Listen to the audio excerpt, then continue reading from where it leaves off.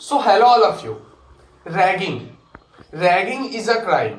जैसे किडनैपिंग एक क्राइम है, जैसे चोरी करना एक क्राइम है, उसी तरह रैगिंग भी एक क्राइम है। रैगिंग की ओरिजिनेशन क्यों हुई, क्यों शुरुआत हुई रैगिंग की, पहले इसको समझ लेते हैं। देखो, जब भी हम कॉलेज में एडमिशन के लिए जाते हैं, इंजीनियरिंग कॉलेज में या मेडिकल कॉलेज में, तो होता ये है कि हम वहां पे एक साल के लिए नहीं जाते। जैसे स्कूल में होता है कि हम नाइन्थ में गए, चाहे तो टेंथ में भी निकल गए, चाहे तो नाइन्थ में भी निकल गए और कहीं हमें एडमिशन मिल जाएगा। लेकिन कॉलेज में क्या होता है, एक बार आप अंदर घुस गए तो आपको 4 साल वहां रहना ही है। तो इसी मजबूरी का फायदा कुछ लोग उठाते हैं। मतलब यही कारण है बेसिकली रैगिंग होने का, क्योंकि पता है कि आप यहां से जा तो सकते नहीं हो, आपको यहाँ 4 साल रहना है, ठीक है ना। तो अब रैगिंग क्यों होती है और रैगिंग क्या क्या कब रोस्ट हो जाती है, ये मैं बताऊंगा। और उसके बाद कुछ पॉजिटिव सेंस भी है रैगिंग के, और फाइनली लास्ट में मैं कंक्लूजन बताऊंगा कि आप इससे कैसे बच सकते हो अगर आपके साथ ये हो जाए तो। देखो, पहले ये समझ लेते हैं कि रैगिंग में होता क्या है। वो कुछ नहीं, आपके जो सीनियर्स है, जो बेसिकली आपका फ्यूचर है, आप भी एक दिन सीनियर बनोगे, तो वो आप जब नए नए कॉलेज में जाते हो उससे कुछ दिन बाद वो आपको बुलाएंगे, आपसे कुछ बातें करेंगे। कुछ लोग अच्छे से बातें करते हैं, कुछ अपना रोब जमाते हैं कि मैं तुम्हारा सीनियर हूं, कुछ कुछ आपसे पूछेंगे, कुछ अच्छे से ही पूछे, जैसे नाम पूछ लिया, इंट्रो पूछ लिया, आप कहां से हो ये सब पूछ लिया, ये सब बेसिक चीजें पूछ लिया, यहां तक तो ठीक है।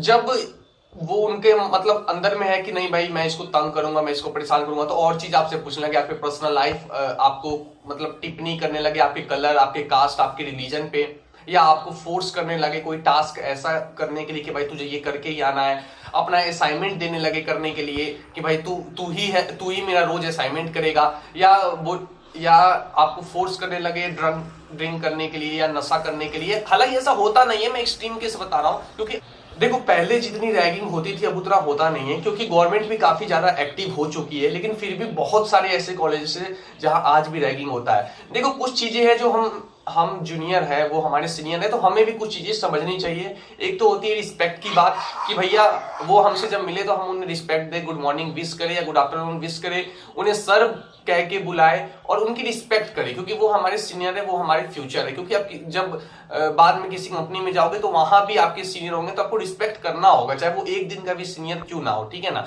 तो बहुत चीजें हमें सीखने को मिलती है। जब हम नए नए कॉलेज में आते हैं तो बहुत जोश रहता है हमें, तो कई बार हमें डाउन टू ग्राउंड लाने में भी रैगिंग हेल्प करता है, कि हम थोड़ा नॉर्मल आए, जो रियल वर्ल्ड को फेस करते हैं, ठीक है।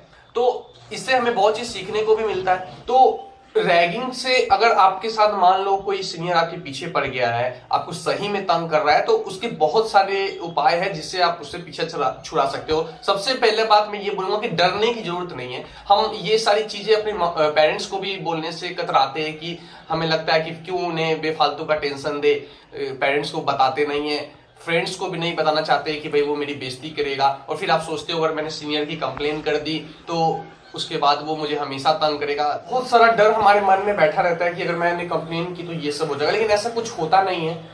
अगर आपके साथ सही में कुछ एक्सट्रीम हो जाए, कुछ ऐसा गलत आपके साथ हो जाए, तो उसका मैं बता देता हूँ आप क्या क्या कर सकते हो। सबसे पहले तो यार, फर्स्ट ईयर में अगर आप जाओगे तो अकॉर्डिंग टू एमएचआरडी आपके ही फर्स्ट ईयर से किसी एक लड़के को एंटी रैगिंग रिप्रेजेंटेटिव बनाया जाएगा। आप उसके पास जाके पहले तो आप कंप्लेन कर सकते हो। सेकंड ऑप्शन ये है कि आप अपने डीन या डायरेक्टर या प्रिंसिपल उससे कंप्लेन कर सकते हो। थर्ड ऑप्शन ये है कि आप 100 नंबर पे डायल करो, पुलिस आपकी बात जरूर सुनेगी।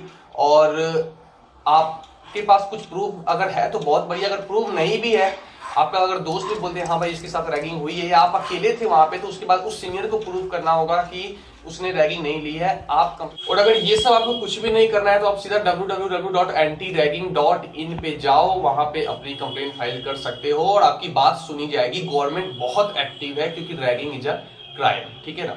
अब कुछ पॉइंट्स जो मैं सीनियर्स को भी बताना चाहूंगा अगर वो मेरा वीडियो देख रहे हैं तो देखो, सबसे पहली बात तो ये है कि 100 एकड़ या 70 एकड़ के कैंपस के अंदर सर अपने आप को बुलवा लेना उपलब्धि नहीं है। उपलब्धि ये है कि जब कैंपस के बाहर भी जूनियर मिले तो वो आपको सर बोले, तो वो आपकी उपलब्धि है, ठीक है।